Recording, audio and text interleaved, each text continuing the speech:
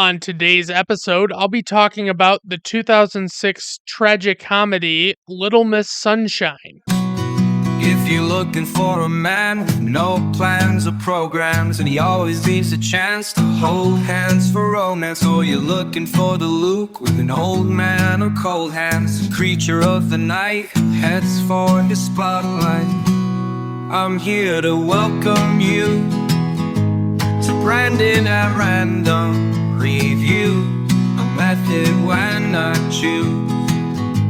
It's Brandon at Random Reviews.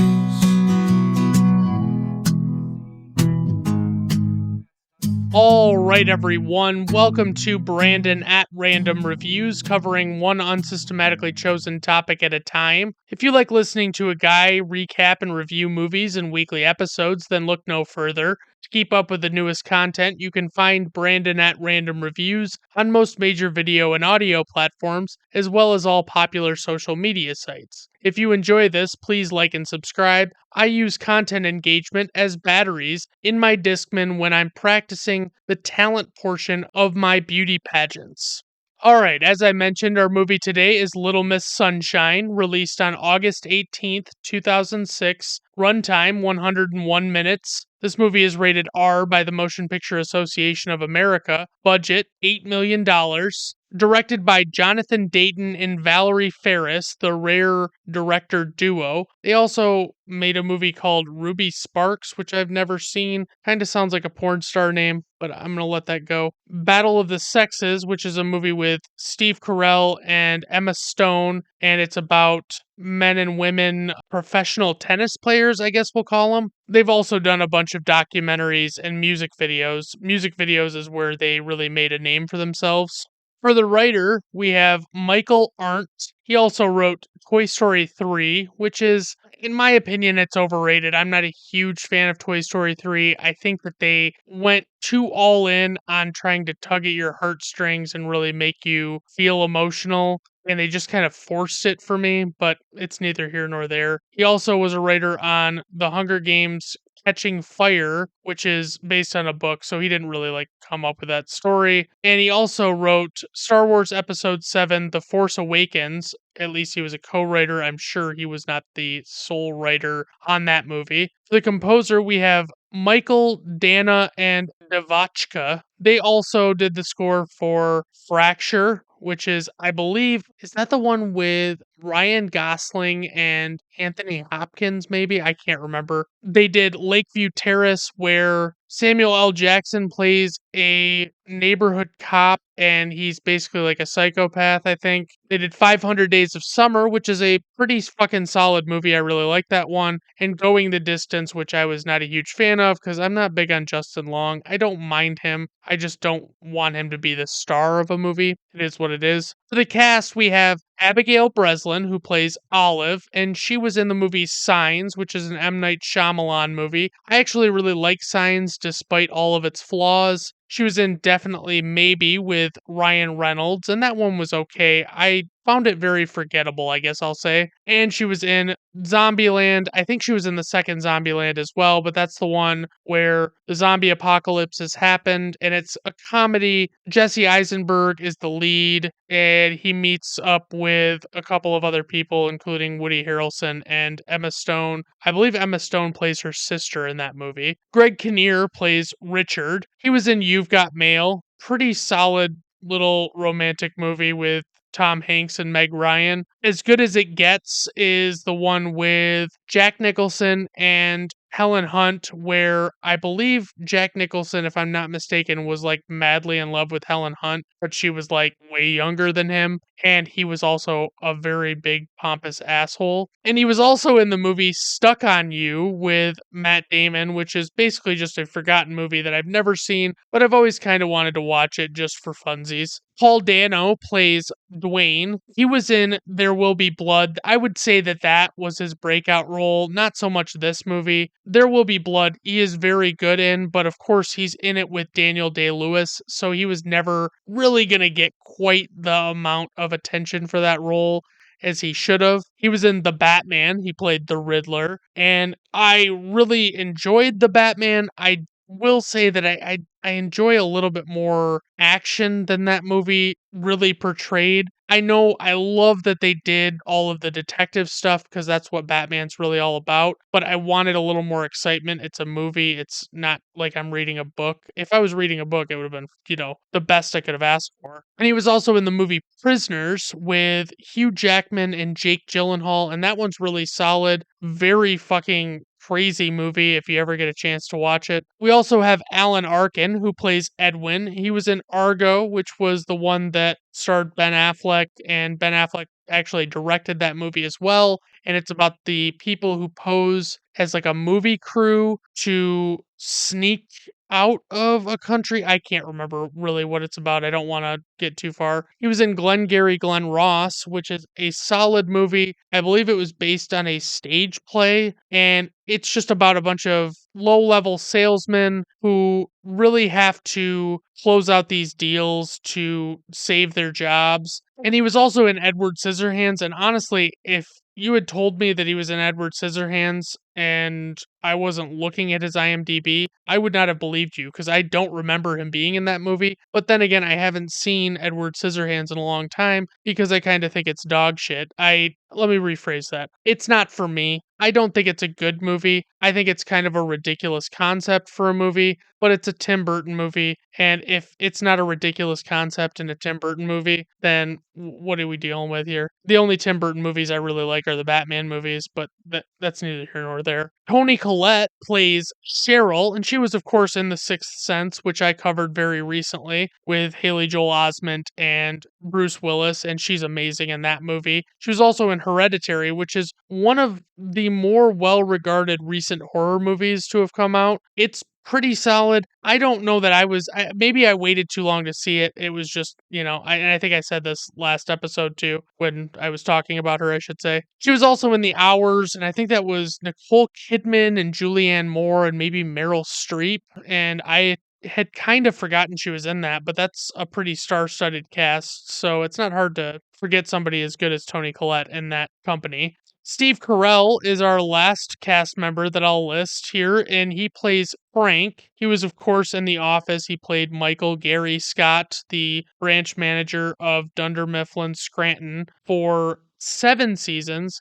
And let me just tell you, that show was so terrible after he left. And there are people who still act like, oh no, it's still really good. And I'm like, that show was nothing. It had nothing going for it. And they did so many terrible things with the storylines. I couldn't even take it anymore. I ended up not watching it. I didn't really give a shit by the end, but I love the show. It's a comfort show. It's a great show to just put on and binge watch. He was in The 40-Year-Old Virgin. This was his breakout movie role, and he is great in it. He plays a 40-year-old virgin. He is the title character of that movie, and it is just incredible. He was in The Big Short, which is about the impending 2008 financial crisis. Like, it's set right before the financial crisis in the United States when the housing market bubble burst and all that stuff. It's a very interesting movie, and I've heard people say that they really don't like it, and I can't really understand how you would not like it, but to each their own. And of course, he was on a show called The Dana Carvey Show, which was very short lived and was very controversial. Watch the documentary on that if you ever get a chance. And he was also he got his most popularity when he was a correspondent on The Daily Show at the time that Stephen Colbert was still a correspondent there, and Ed Helms and all of these people were really cool correspondents for that show. It was really great. For casting notes, casting directors Kim Davies and Justine Baddeley supposedly traveled to every English-speaking country to find out who would play Olive Hoover until they ultimately found Abigail Breslin through an audition when she was 6 years old. Paul Dano was cast in his role 2 years before production began.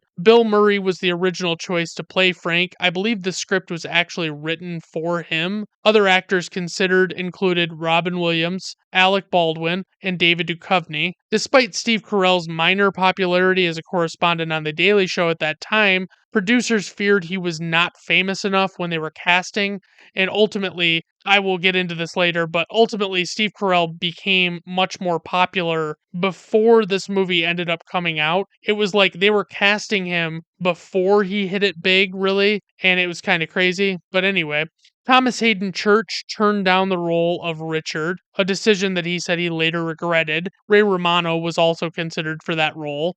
Donald Sutherland almost won the role of Edwin Hoover, before Alan Arkin was cast. For the plot synopsis, a dysfunctional family determined to get their young daughter into the finals of a beauty pageant take a cross-country trip in their VW bus. For the tagline, everyone just pretend to be normal. It kind of fits. It's not great, but I kind of like it too.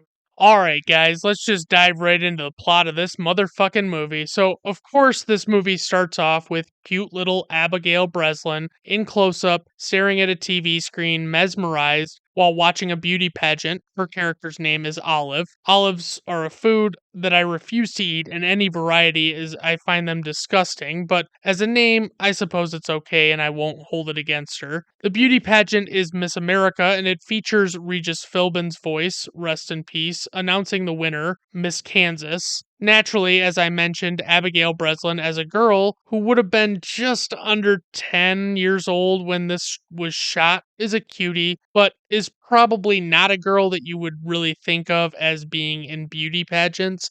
Like, she's a cute kid, but she's not like that kid. You know what I mean? And I mean that in the best way possible because she has glasses and a personality. And honestly, beauty pageants and the people involved in them are something that I just find very bizarre and unsettling and don't like very much at all. You have these mothers who typically wear too much fucking makeup, who dress up their daughters and legitimately cake makeup on their faces and do their hair all fancy and have them parade around on stage in front of a weirdo audience, and it's just fucking bizarre. I just wanted to get my feelings on child beauty pageants out of the way early so that I don't have to really dwell on that for the entire episode. Olive is obviously very enamored by the spectacle of this pageant and clearly dreams of experiencing it for herself. It cuts to footage of her father Richard, who is played by Greg Kinnear. Richard is a motivational speaker, and the footage is of him seemingly talking to a crowd of people, dispensing his horseshit philosophies and ideologies, likely to a group of dim-witted people who are eating up his every word. But as he finishes up his speech, it's revealed that he's actually talking to a small classroom of about 10 people who are all pretty underwhelmed by his talking points. Richard seems to be delusionally cheerful after having finished talking, but you can tell he's hiding the fact that he probably does realize it didn't go super well. It then cuts to Dwayne, played by Paul Dano, who is lifting weights on a bench press and doing a series of other non-weight training exercises like jumping rope, doing sit ups, push ups, and chin ups on a bar in the doorway of his bedroom. The entire shtick of Dwayne's character is that he is psychotically obsessed with joining the Air Force when he turns 18. He crosses out another day on his calendar, counting down to the moment when he is old enough to join. It then cuts to an older man named Edwin, who is played by Alan Arkin, and he's locking a door. And when it eventually shows his face, he's rolling up a US currency note of some sort and ripping a fat rail of white lightning off a small rectangular mirror. That's cocaine for you cool people that don't use dumb terms for these things. Anywho, after the Colombian nose candy begins to take effect, Edwin gets up and sits in a more relaxing chair on the other side of the room and leans back to relax. Cheryl is shown driving home while arguing on the phone with who we later learn is her husband Richard, the motivational speaker we met only moments ago. The phone conversation is an argument because Cheryl is pleading with Richard that they need to let her brother Frank stay with them as he has else to go and is going through a really rough patch at this time. As she takes a drag of her cigarette, she assures Richard that she's not smoking and proceeds to toss the cigarette out the window. She also lies to Richard and tells him that she's at the hospital even though she's clearly still on the highway. Then it shows Frank sitting in a wheelchair in a hospital gown, hooked up to an IV in the hospital. He stares blankly out the window as he awaits Cheryl's arrival, and the words Little Miss Sunshine appear across the screen and over his face. Cheryl frantically walks down the hall of the hospital and is met outside one of the doors by a doctor who assures her that her brother is fine, and she breathes a sigh of relief. The doctor continues by telling her to keep Frank away from sharp objects, not shark objects, but sharp objects, knives, scissors, etc. And it's alluded to that because of some sort of insurance limitation, the doctor cannot keep Frank for observation despite wanting to. For my listeners outside of the United States, or rather in countries with socialized healthcare, in the US, if you don't have health insurance, a hospital's only obligation to a patient when they are experiencing something life threatening is to ensure that they've been stabilized and are no longer in immediate danger of dying. Just so you know, then after that, they have to bounce them almost immediately unless they intend to pay for additional treatment out of pocket, which is absurdly expensive, as you may be aware of. Cheryl walks in and sees her brother Frank sitting in the wheelchair and hugs him from behind and tells him that she's so glad he's still here, which in this context, still here means still alive. Frank emotionlessly says that that makes one of us. Then it cuts to the two of them on the ride home from the hospital, and Frank is still being very somber and not really speaking and just staring out of the windshield. Cheryl asks him if he wants to talk, and Frank just says no. We can ascertain based on a few things that Frank has said that he probably attempted to take his own life unsuccessfully, but we're yet unaware of the reason that he might have done this. Cheryl brings Frank's things into the house and he slowly walks in behind her. She takes him to her son Dwayne's room, who we saw working out earlier. Because of the doctor's orders, she's not allowing Frank to sleep alone in hopes of preventing him from harming himself again. Dwayne silently turns to the door when Cheryl opens it and silently looks at her and Frank before standing up and walking out of the door without verbally acknowledging either of them. Cheryl insists to Frank as she lets him get settled in that he must leave the door open, and then she kisses him on the forehead and walks away and begins getting ready for dinner. She tells Dwayne to get the bucket of chicken from the car, but he basically ignores her and continues reading his book. And she calls to her daughter Olive and asks her if her grandpa is with her. Olive confirms that her grandpa Edwin is with her and says that they're still rehearsing. Richard walks in the house and Cheryl tells him that Frank is there, and he asks her if a man named Stan Grossman called. Wayne finally comes back in with the chicken, and it's revealed that Stan Grossman is Richard's contact. I wouldn't call him an agent because it's clearly not that. It's like he's a guy that's supposed to be helping him regarding a book that he wrote that he is trying to get published. Richard is very frustrated because it seems as though this has been a very long and drawn out process with the book, and he wants to know if it's actually going to get published. Cheryl comes back in the room and asks Richard what the deal is with Stan, and Richard explains that he is away in Scottsdale, Arizona, and so there's no real update on the book. And when Cheryl asks a follow up question to this, Richard dickishly asks her to let him worry about it. And first, I just want to say that Greg Kinnear always does an amazing job playing an unlikable character because even this very dismissive remark does great work establishing we as the audience are not supposed to like Richard or the kind of guy he is. But I want to be clear, I do like Greg Kinnear quite a bit. It's just he frequently plays these kinds of characters, so it's hard to remember that. Like, dude, your literal wife is taking an interest in something that is going on in your life that will probably impact not only you, not only her and you, but the rest of your family. And you are rudely telling her to essentially fuck off instead of just telling her what's going on or even being nice about it. And it's like, hey, fuck yeah, buddy. Cheryl calls out to Olive again, letting her know that dinner is ready, and Dwayne goes to his room to non-verbally tell Frank that it's time to eat. Frank questions him about why he voluntarily isn't talking anymore, and Dwayne motions to a large black and white painting of Friedrich Nietzsche. Naturally, Frank and everyone in the audience is a bit confused by this and knows there must have been a bit more to the story than that explanation. I couldn't even tell you. I think Nietzsche was like a philosopher or a writer. I've heard his name several times, but I can't remember what he actually was really famous for. Frank comes out to the dinner table where Dwayne is sitting alone, and Frank sits next to him and asks him who he hangs out with, and Dwayne shakes his head, indicating that he doesn't hang out with anyone.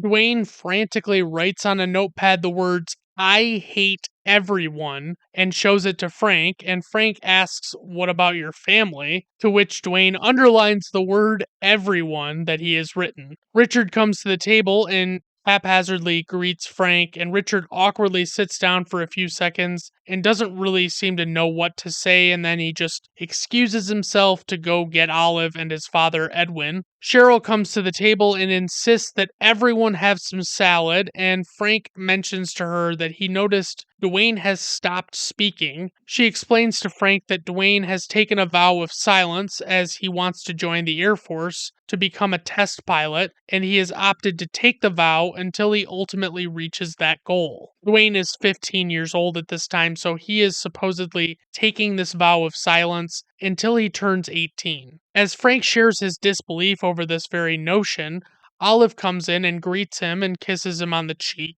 She looks down and notices a wound on Frank's arm and asks him what happened, and Cheryl does her best to steer Olive away from this subject. Frank says it's okay and explains that he just had a little accident, and Richard quickly attempts to deflect by changing the subject. Edwin finally enters the room and immediately begins to complain about them eating chicken again when he sees the bucket on the table. He begins to complain about how things were better at Sunset Manor, and Richard calmly tells him that he shouldn't have gotten himself kicked out of Sunset Manor if he liked it so much. And the big thing with Edwin is he is always very inappropriate and he's always using swear words and inappropriate language. And that's just the guy he is. He's just an older man and he just doesn't care. Frank asks Dwayne when he began the vow of silence, and Richard interjects and answers him and says 9 months, and that Dwayne has not said a word in that time. Richard says that the vow shows tremendous discipline, but it's really not clear if he really means the sentiment or if he's just being a giant prick, because that's totally within the realm of possibility for him to just kind of say some shit like that sarcastically. As Richard continues with his thought, Dwayne turns to him in annoyed silence as Richard points out that the sacrifice reminds him of Richard's 9 steps philosophy in his motivational speaking. Edwin immediately becomes annoyed and tells him to shut the fuck up about the 9 steps already, and Cheryl seems equally annoyed and hopes to diffuse whatever Richard is talking about. Olive looks up to her Uncle Frank and asks him how it happened, and Cheryl tries to silence her to be polite, but Frank clarifies that it's okay and he'll share with Olive what happened if it's okay with everyone. Cheryl explains that she is pro honesty and she is fine with discussing what happened with Frank, and she explains to Olive that he didn't really have an accident at all. It's explained that Frank actually did try to kill himself, and this clearly upsets Olive, and she asks him why, and immediately Richard interjects and says that he doesn't think this is an appropriate conversation for his daughter. Cheryl insists that Frank be allowed to speak, and Richard just continues fucking interrupting him, and while Frank explains that he did what he did because he was very unhappy, Richard is talking over him the whole time, explaining that Frank is a very sick man and that he's sick in the head. Cheryl frustratedly criticizes Richard's comments, and he reiterates that he doesn't think the conversation is appropriate for a 7-year-old. But Cheryl says that Olive will find out what happened eventually, and this frustrates Richard. And I think, honestly, this should be something that you could just tactfully talk about with a child this age without shattering their innocence or some shit. Cheryl encourages Frank to continue on with what he was saying, and he explains to Olive that the main reason he tried to kill himself was because he loved someone that didn't love him back. Frank explains that he fell in love with one of his grad students named Josh, so it's also revealed that Frank is gay. Olive looks up with surprise at Frank and clarifies that he fell in love with a boy, and she says that that's silly. And Frank responds by saying that it is indeed silly, and Edwin makes a comment that there is also another word for it, jokingly. But Frank goes on to explain that the rejection alone was not what caused his suicide attempt, but rather it was the fact that the guy he loved ended up with another man who happened to be a competing Proust scholar named Larry Sugarman. This other man was the number 2 scholar in the country, and Richard dickishly asks Frank who number 1 was, and Frank says that he's number 1. But he goes on to say that it wasn't even this that caused his incident. It was actually the things he said and did in response to everything that caused him to lose his job, and ultimately the final straw for Frank was when, after all of this, Larry Sugarman was given a MacArthur Genius Grant. Richard chimes in again to point out to Olive that what happened was Frank gave up on himself, and he clarifies that that is something that winners never do. AKA, he is back to dispensing more of his motivational horseshit about the 9 steps. Frank turns to Dwayne and asks him if Richard is always such a prick like this, and Dwayne nods his head to confirm.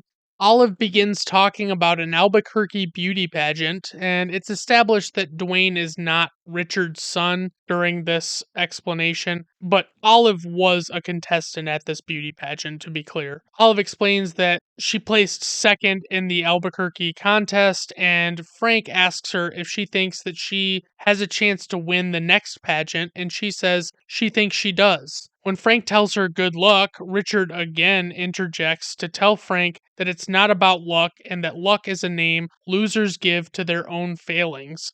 And I'll tell you right now, the way he says it sounds douchey, but the way Ron Swanson says essentially the same exact thing sounds incredible and hilarious. Richard mentions that Cheryl's sister left a message on the machine about something called the Little Miss Sunshine pageant, and Olive jumps up in excitement to go listen to it. When Olive listens to the message, Cheryl's sister explains that the winner of the pageant that Olive placed second in was disqualified for some reason involving diet pills, which means she got first place and is now qualified to compete in the Little Miss Sunshine pageant this year. When Cheryl returns her sister's call, it turns out that the message on the answering machine was cut off, and her sister actually went on to explain that she couldn't take Olive to the pageant because she has other plans that she can't break, and it's this weekend. Like, it's either Thursday, I think it's Thursday, and it's that coming weekend, so she can't cancel her plans. Cheryl says she will figure it out and hangs up, and Richard immediately begins freaking out because the cost of flying there and getting a hotel and renting a car over the weekend would be dipping into savings that they've had set aside while Richard isn't earning an income and waiting for his book deal. So it's revealed that Cheryl's income is really the only income that they have coming in. But Olive is clearly too excited already, and they can't possibly destroy her dream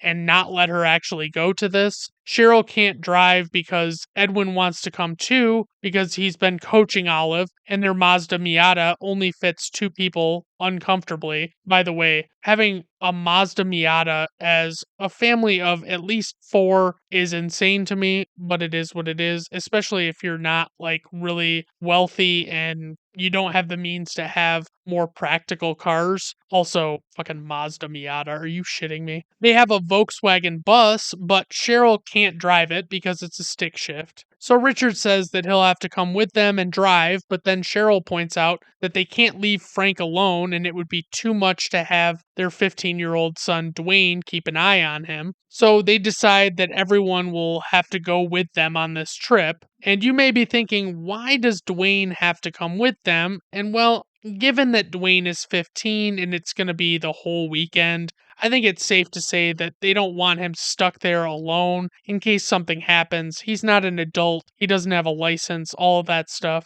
Dwayne writes on his notepad that all he has asked for them to do is to leave him alone, but they know that they can't leave him, so Cheryl sweetens the deal by offering to give him permission to go to flight school if he agrees to come along on the trip. Dwayne writes something on his notepad after him and his mother shake hands on the agreement, and it just says that he will not be having any fun on the trip. Next thing you know, everyone is in the Volkswagen bus riding down the road toward their destination on this trip. Edwin immediately makes a comment to Dwayne about how he is so tired that even if a woman offered to fuck him, he couldn't do it. And Richard tries to get him to cut down on his language because of Olive. And Edwin points out that Olive is wearing headphones and listening to music and can't really hear him, but Richard still doubles down, and no one else really in Richard's mind really wants to hear what Edwin has to say, especially the more inappropriate things. Edwin then decides he's going to dispense some advice to an apathetic Dwayne sitting next to him by telling him to fuck a lot of women, not just one. It's important to remember that Edwin is not Dwayne's grandfather at all, but this advice probably would have been given regardless, it seems. Edwin continues on by asking Dwayne if he is having sex yet, and obviously Dwayne doesn't say anything back, and Edwin pleads with him to make the most of these years and to have plenty of sex, and of course, Richard is still trying to get him to shut up the whole time. He explains that if Dwayne is 15, that means that him and the girls he'll get with are both jailbait, but he says that when Dwayne turns 18, getting with those girls will get him 3 to 5 years. And then Richard starts yelling at him to stop, and Edwin gets irritated at his son's attempts to stifle his sentiments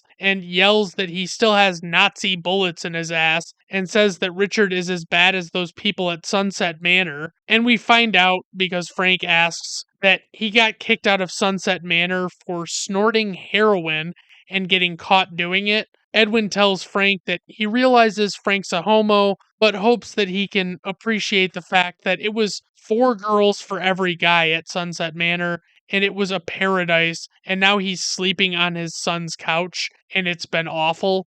Frank deliberately keeps the conversation going, really just to piss off Richard, and Edwin gets done talking about all of the sex that he was having. Olive suddenly takes off her headphones and asks what everyone's talking about, and Edwin just says, politics. And this is enough to dissuade Olive from keeping her headphones off at all. They stop at Denny's to eat, and Cheryl tells everyone that they should stick to things on the menu that are under $4 to save money, which would be a near impossible task these days. I'm guessing the logic of this still saving money is that Edwin had to come regardless, and last minute airfare for 3 people, plus a hotel, plus a car rental, and any other regular expenses would still probably have been significantly more than what they would have ended up spending driving and paying for all of these people to come. Because although the plot synopsis calls this a cross-country trip, it was really just from New Mexico to California, and I think most people would think cross-country trip and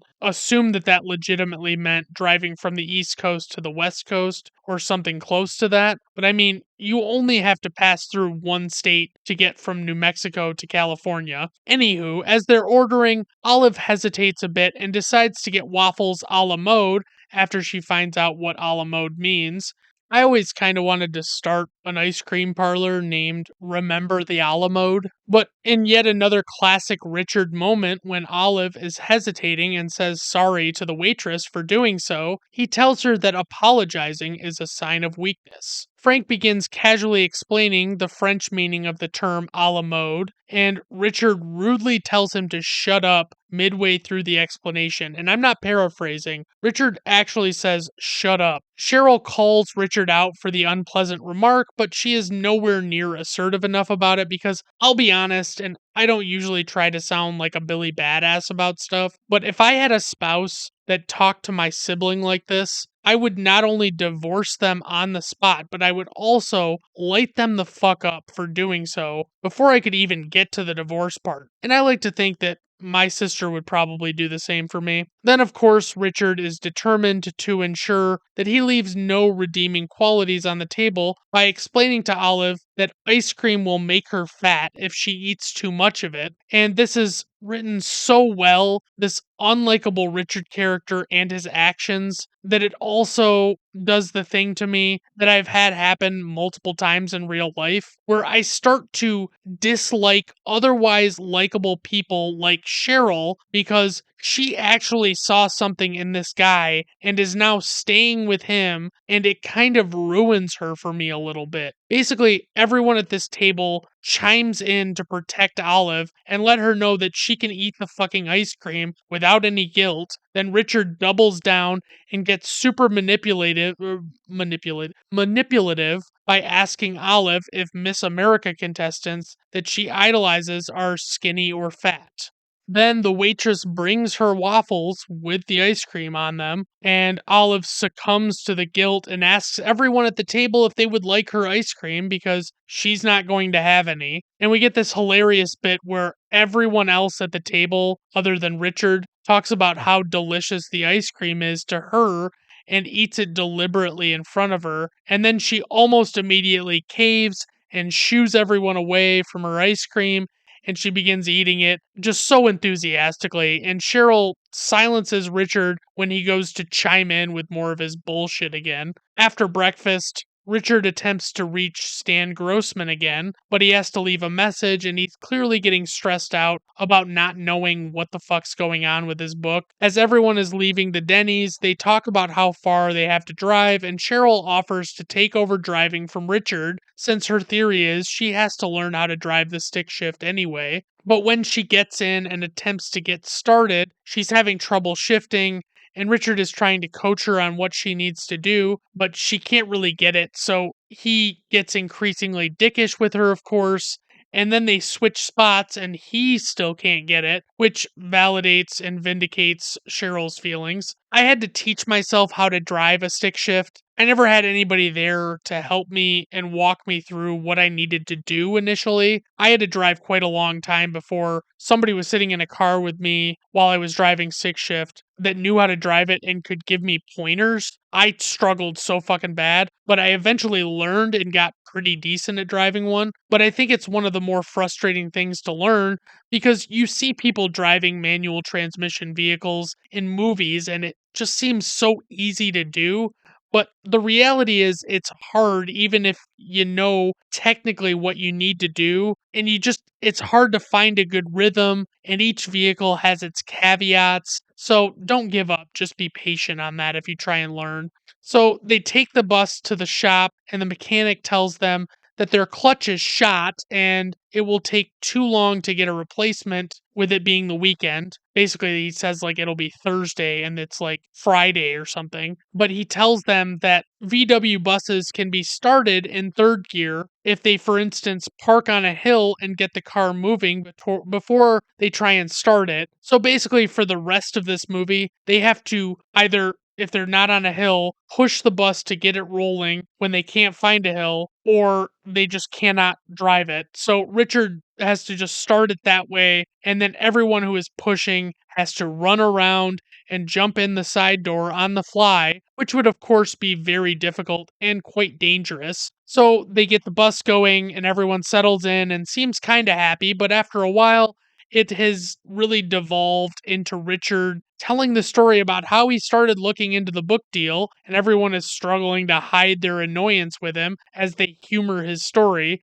And I love it as Frank is sarcastically acting excited to hear Richard's boring ass story. Richard finally picks up on it and calls him out and says that he can detect his sarcasm. Then Richard proceeds to tell him how sarcasm is the refuge of losers and that that's one of the steps in his program. And Frank continues mocking him and asks him how much he owes him for that pearl of wisdom, but Richard jerkishly says that that's on the house. Cheryl finally tells them to stop as Richard gets a call from Stan Grossman on his cell phone, but he doesn't have service and he has to stop and call Stan back on a payphone. Richard excitedly asks Stan about how the pitch went for the book, and it's pretty clear Stan does not have good news for him. Cheryl goes into the bathroom at the gas station where they stopped as Olive practices her routine outside the bus, and Edwin asks Frank to go inside and buy him pornographic magazines. While Frank is inside picking out magazines from behind the counter, someone calls out his name,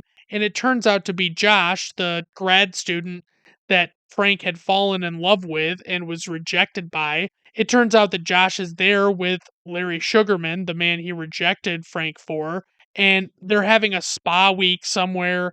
And Josh is pretty clearly unaware of the effect that his and Larry's relationship has had on Frank. Like when he turns around and sees that it was Josh calling his name, his face just drops in sadness and disbelief, and he does everything to keep his composure in this moment. It's, of course, very uncomfortable as Josh mentions that he heard Frank got fired, and Frank plays it off like he just really quit. But Josh notices the dirty magazines on the counter behind him that are being rung up for Frank and awkwardly ends the interaction and walks away. As Frank returns to the bus, we can see the end of Richard on the payphone getting shot down during his conversation where he's offering to stop in Scottsdale to see Stan Grossman, but Stan clearly declines this offer. Cheryl asks Richard how it went, but Richard is dismissive again. It turns out that Stan led Richard to believe that the book was a done deal, but apparently it actually wasn't, so they're in a pretty tight spot with this new information. It's very angry and tense in the bus as they go to take off, and suddenly Dwayne hands Frank a note that Frank reads aloud that says, "Where's Olive?" So they have to return back to the gas station without stopping and make Olive jump into the bus on the fly. Once they get going again, Edwin comes up to the front of the bus by Richard to tell him that he's proud of him because he did something that was risky and he did it on his own, and not a lot of people could have done it. And initially, Richard gives us just like a half assed thank you to Edwin's comments, but it becomes a little more heartfelt after a bit, and he gives a more genuine thanks to Edwin. As the group makes the stop for the night at a motel, Richard and Cheryl get one motel, Dwayne and Frank get another, and Edwin and Oliver in the third. Richard and Cheryl begin arguing almost immediately after they close the door, and Dwayne and Frank can hear them through the wall, and Frank basically tries to turn the TV on so that they can't be heard, but Dwayne can still hear it, and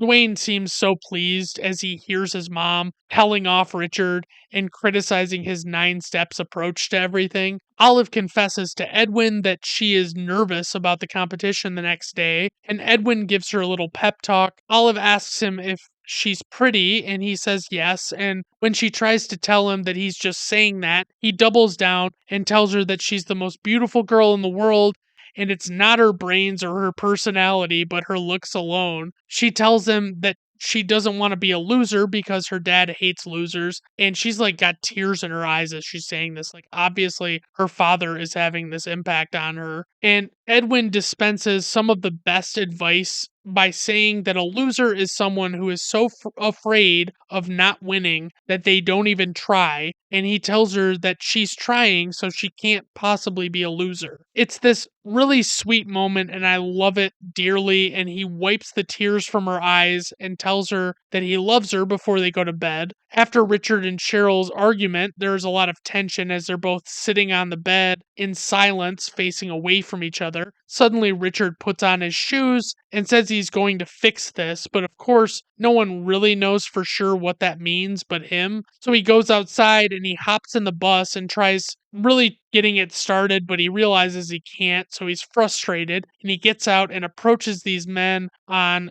small motorcycles and I think scooters too. He apparently borrows one of the motorcycles, and it shows him riding it off into the night and passing a sign that says Scottsdale 23 miles. So it's pretty clear that he's going to see Stan Grossman uninvited in the middle of the night, which can only go super well, of course. It cuts back to the motel where Frank is sitting on his bed. It shows Cheryl out smoking. Then it shows Edwin locking the bathroom door and preparing to do some drugs. Richard pulls up at Stan's hotel in Scottsdale and attempts to call him on the phone in the lobby, but he has to frustratedly leave a message. Then he calls him on his cell phone, and he can hear a cell phone ringing as he calls. And he follows the sound and rounds a corner to see Stan sitting there with some people. And he pulls out the ringing phone, looks at it, and puts it away without answering it. And it's very important to note that Bryan Cranston plays Stan, just so you can get the right image in your mind. Richard walks up to him, and when Stan can hear the ring of the outgoing call on Richard's cell phone, he turns around and is shocked to see Richard standing there. Two of them go outside and talk, and Richard criticizes Stan for saying that Richard's program was great and that the book would happen. Stan clarifies that at the time, he really did think it was a good book and that it would happen, but he says that the problem is not the program itself, but rather Richard himself. He says the biggest issue is that no one cares about Richard or even knows who he is, so no one really cares about his philosophy on how to be a winner. Richard pleads with him that he is giving up too easily and that they can try other things,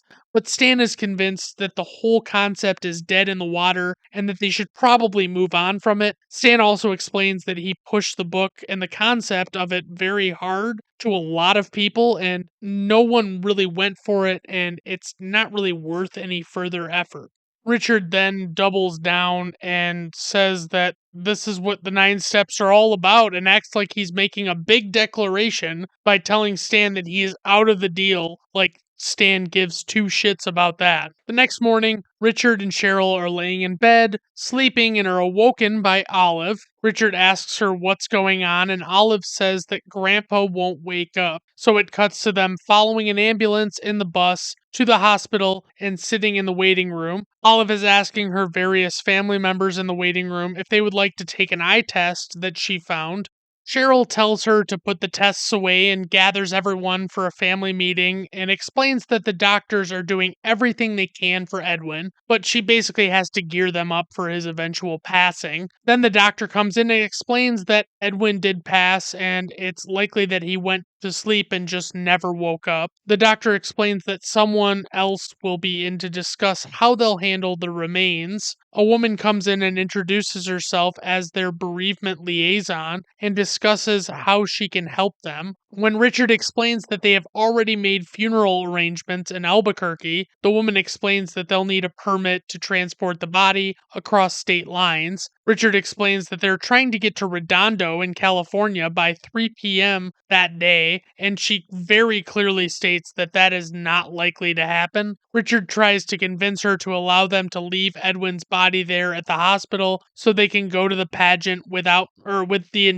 assurance that they'll return afterward to retrieve his body, but she does not go for this and gets very angry as she explains that he cannot abandon the body there, even if he's promising to return, because it'll become the responsibility of the hospital to take care of the body if he doesn't come back, and she really can't allow that. Richard convinces her to let the family view his body while it's still in the hospital bed before being transported downstairs to the morgue. Cheryl has to tell Olive that Little Miss Sunshine will have to wait until next year, and Richard stands up and says no, because they've come too far and he won't do that. So he decides that they're just going to smuggle Edwin's body out of the window and take him with them instead of leaving him there so that they can make it to the pageant, because Richard knows that Edwin would have wanted Olive to make it to the pageant and actually compete. No one is really on Richard's side with this idea, but eventually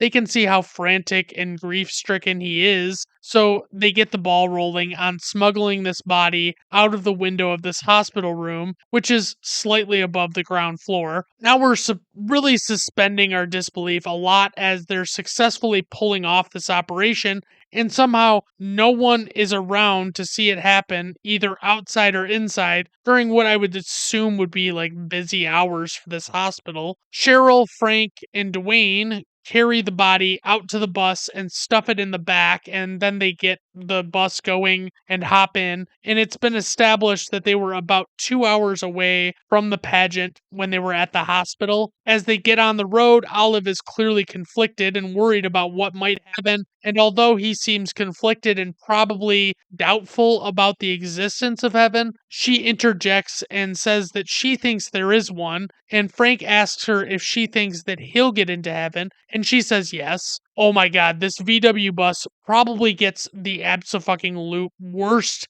gas mileage of all time, by the way. Suddenly, the calm ride is interrupted by another vehicle cutting off Richard, and when he goes to honk at them, the horn continues honking, and he can't get it to turn off, and almost immediately they get pulled over by this motorcycle cop who is played by Dean Norris of Breaking Bad fame.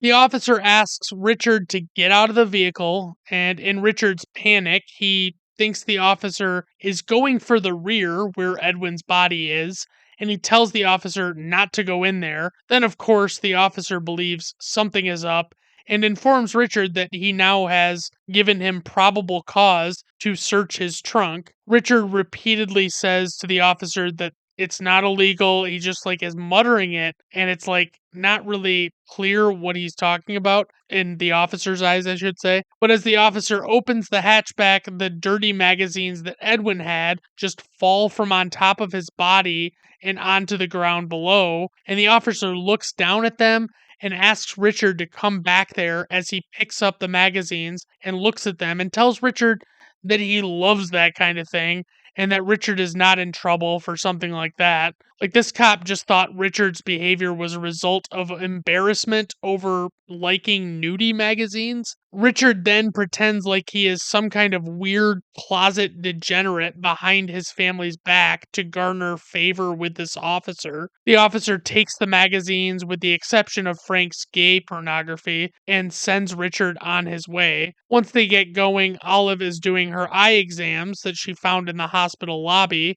She announces to Cheryl that Dwayne has 20/20 vision and says she's going to test him to see if he's colorblind. She shows him a circle that is largely orangish red in color with a green A in the middle of it, but he can't seem to see the letter at all. Frank interjects and confirms that Dwayne can't see the letter. Then Frank breaks the news that if you're colorblind, you can't fly jets. And I actually confirmed this with Google that it is indeed an immediate disqualifier for people attempting to get into this line of work to work with the Air Force, because basically it's due to needing to be able to differentiate different indicator lights in the cockpit, among other things. Dwayne promptly begins to freak the fuck out and punch the walls and seats of the bus as he realizes that his dream is dashed. Then Dwayne gets very emotional as everyone begins yelling at Richard to pull the vehicle to the side of the road, and as they come to a stop, Dwayne runs out of the bus and breaks his silence by screaming the fuck word and getting down on his knees and pounding the earth beneath him in frustration. Cheryl asks what's going on, and Frank explains that Dwayne is colorblind and that he won't be able to fly planes.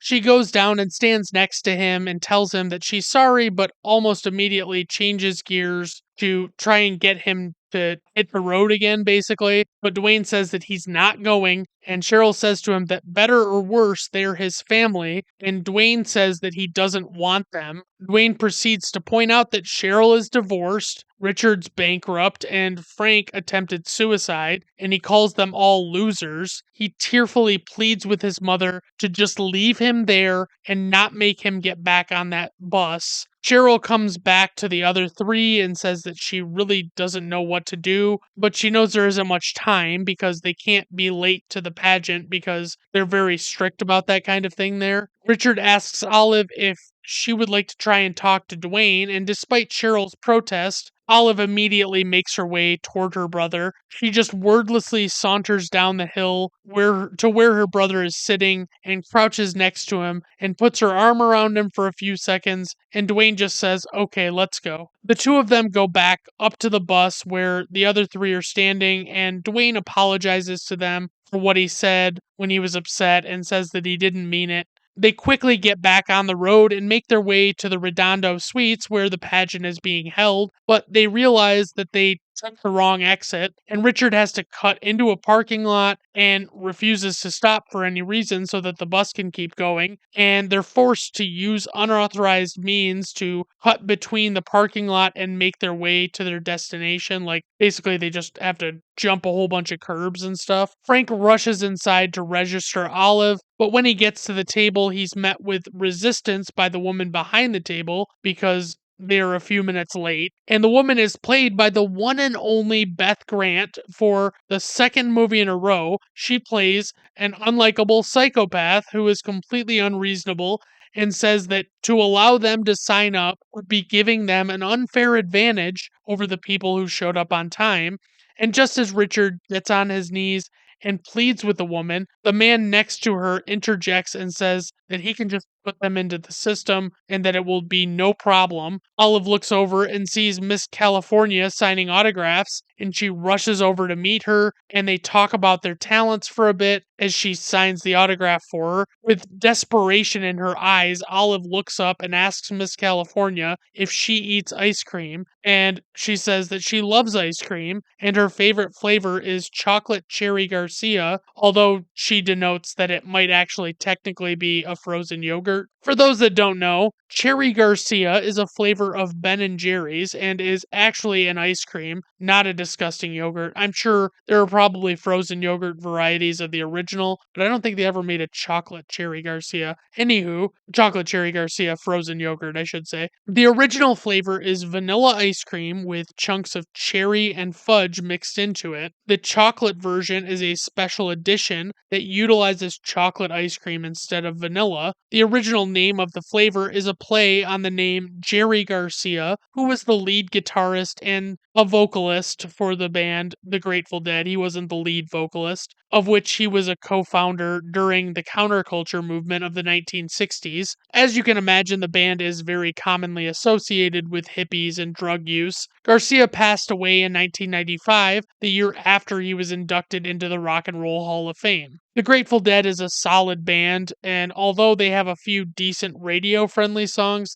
they're one of those bands that is much better if you listen to their full albums and not just one song at a time. My favorite album of theirs is American Beauty, and that album is referenced heavily in an episode of the cult classic dramedy TV show Freaks and Geeks that I also love, which ran for a single season from 1999 to 2000. The show featured many then unknown and now famous actors and actresses, including Seth Rogen and James Franco. But I digress. We will now resume our regularly scheduled movie recap. Olive is relieved to know that even beautiful adult pageant contestants eat ice cream, and that, as always, Richard was just being a fucking prick. Cheryl takes Olive to a back room where the contestants are prepping for the show, and we see the creepy, seedy underbelly of what I mentioned earlier about how insane the culture of these child beauty pageants is, as we see little girls getting spray tans and getting made up a ton. Frank and Dwayne are sitting in the hall of the hotel, and the two of them are clearly bored as Frank is looking through a newspaper and notices an ad for Larry Sugarman.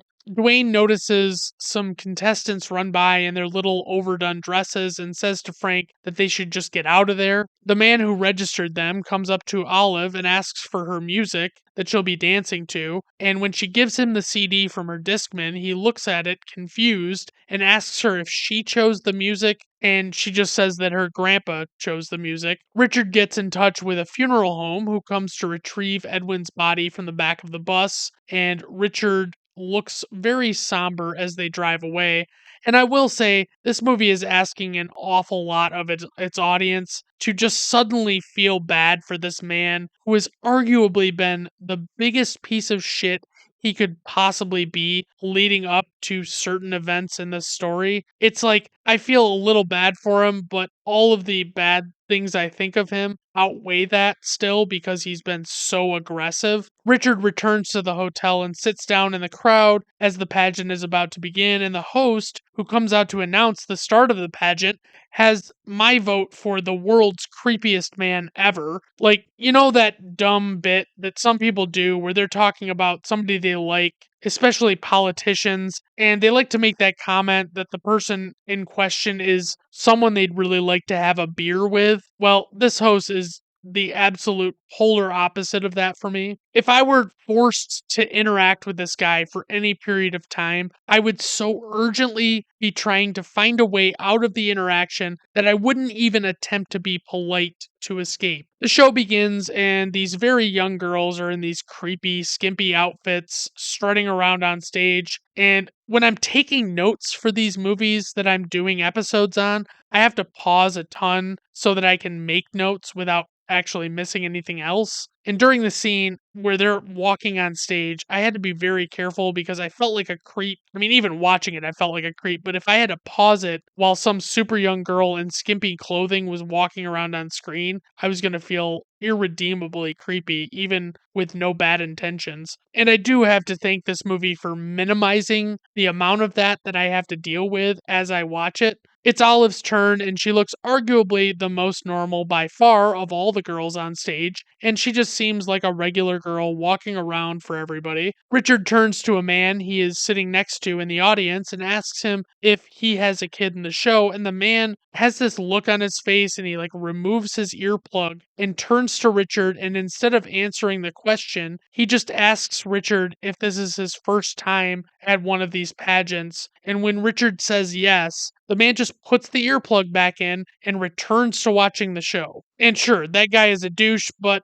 if Richard wasn't such a knob himself, he would have probably known just by looking at this guy that he was not a guy that you want to turn and make small talk with. I mean, mostly because he's sitting in the crowd at a child beauty pageant. This creepy fucking host is singing the most unsettling version of America the Beautiful and personally walking up and getting close to these contestants' faces as he sings, and it's so creepy. It cuts to Frank and Dwayne at the end of a pier looking out over the ocean and talking. Dwayne says that he wishes he could just sleep until he turns 18 and skip all of these terrible years and not deal with all of the high school stuff. Frank turns to him and explains that Proust, the acclaimed writer that he has taught about for years, was actually a complete loser and never even had a real job, despite being so well regarded for his literature. He explains that Proust had a revelation later in his life before he passed, where he realized that all of the years he hated that he suffered through was when he was younger were the best years of his life because they made him who he was. Frank goes on to explain to Dwayne that if he sleeps until he turns 18, he is going to miss on a lot of prime suffering years while he's high school age.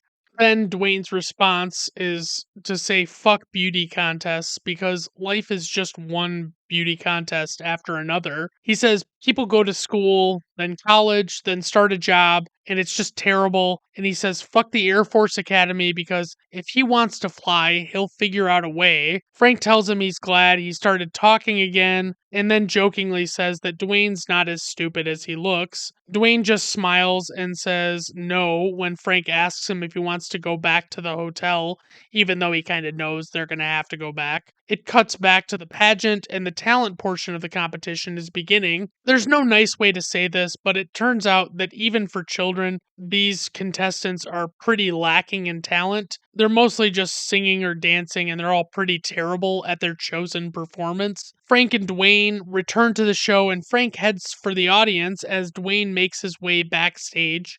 Richard comes back to wish Olive good luck, but then he pulls Cheryl aside and tells her he doesn't want Olive to do this. As Dwayne makes his way backstage, multiple people ask him if he's supposed to be back there, and he essentially tells them to fuck off and just wants to know where he can find his sister. Then he walks up to Richard and Cheryl and also tells Cheryl that he doesn't want Olive doing this either, without even knowing that that's what Richard was just saying to her. Dwayne pleads with her that this is a terrible environment and that he doesn't want all of these people judging Olive and making her feel bad about herself for being who she is. But Cheryl shoos the two of them away and tells them that it's too late, but Dwayne says it's not too late and pleads with her to be the protective mother that she needs to be and not let them make fun of her daughter. And he explains that Olive is not a beauty queen, despite clearly not meaning that's a bad thing. It seems implied that Olive can actually possibly hear at least some of this conversation,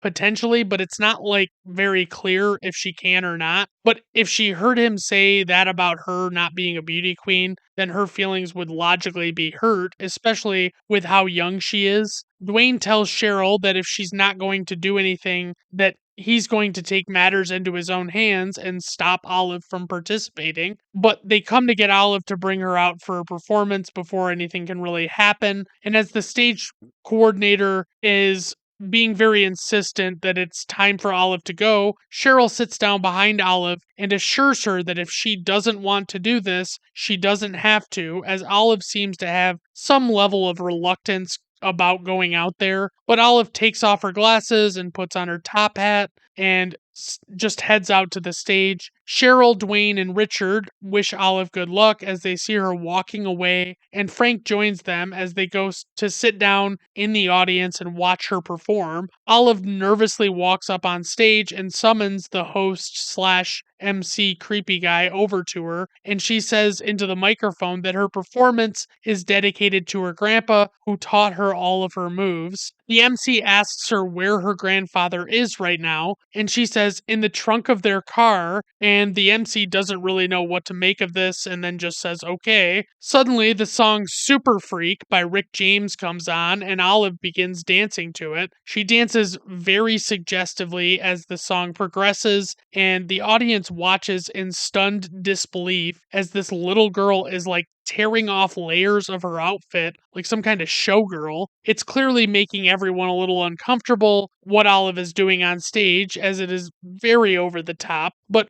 her family stands up and begins clapping along to the music and encouraging her as some crowd members boo her and say that she sucks. Beth Grant's character comes over to Richard and asks him what his daughter is doing on the stage, and Richard just says that she's kicking ass. Then she storms up to the MC, who she demands remove Olive from the stage. Olive scampers away from the MC, who is trying to grab her, and Richard rushes to the stage and tackles him and tells him to stay away from his daughter. Beth Grant tells Richard to remove his daughter, but Richard just begins dancing, and then Frank and Dwayne come up and join them and they dance as well. And Cheryl just watches happily and then laughs in the audience. And then she finally runs up and joins them. Onlookers are about half and half with their opinions of the performance.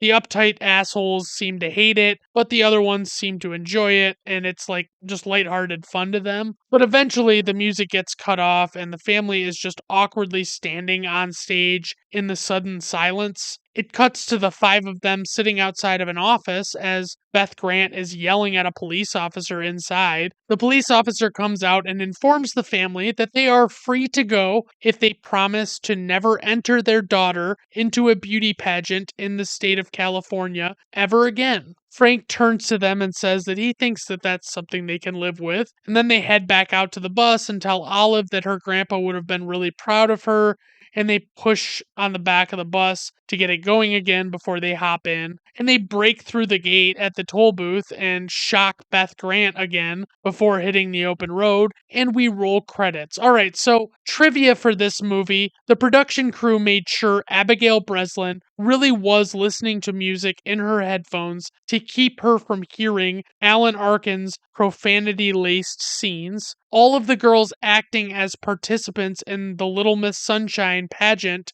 except Abigail Breslin, were veterans of real beauty pageants. They wore the same costumes, including hair and makeup, and performed the same talent routines as they had in their real life pageants. Steve Carell, at the time he was cast for Little Miss Sunshine, was a relative unknown in Hollywood.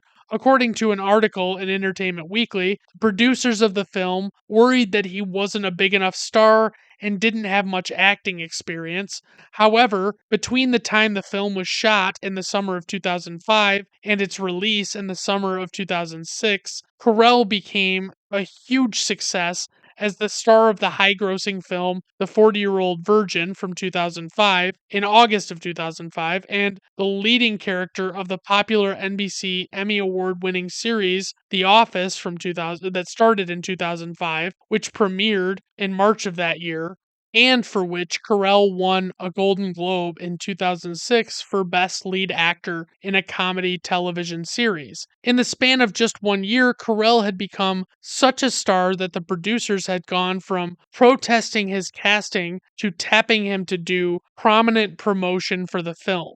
The quote unquote heroin that Grandpa snorts in the bathroom at the beginning of the movie is actually crushed up vitamin B tablets. The movie's story is inspired by an event from Michael Arndt, who is the writer's childhood, where his family drove 600 miles in a VW bus with a broken clutch. The movie took 5 years to make, mostly due to financial constraints. Michael Arndt had to quit his job as Matthew Broderick's assistant to write Little Miss Sunshine. I won't make any dickish comments about Matthew Broderick. I'm sure that was a very busy job to have. Though they are supposed to be mother and son, the difference of age between Toni Collette and Paul Dano is just 12 years. 5 identical Volkswagen Type 2s were used during filming. Michael Arndt, who wrote the Oscar-winning screenplay for Little Miss Sunshine, used the supporting character named Stan Grossman as a tribute to the movie Fargo from 1996, which was another Best Original Screenplay winner. Originally written as an East Coast road trip movie from Maryland to Florida, it was shifted to a journey from New Mexico to California due to shooting issues. Richard Hoover's 9-step